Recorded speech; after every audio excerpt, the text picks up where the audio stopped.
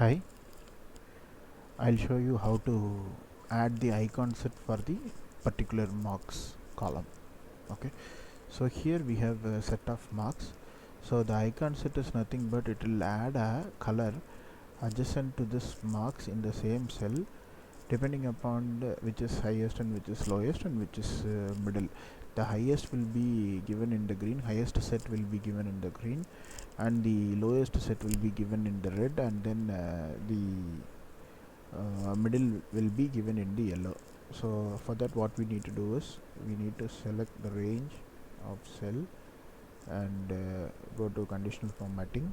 Here we can see the icon set. So here if we select this indicator as shapes, so it will provide like this. So here you can see the 100, 80, 95 and 86 are in green, and 65, 45 is in yellow. Rest of the others, which is low marks, are shown in the red. Like the same we can give in different shapes, like this, and here also we have different set. So like this we can provide the icon set. So we have different set of icon set, and we can also provide ratings here like this. Okay, thank you.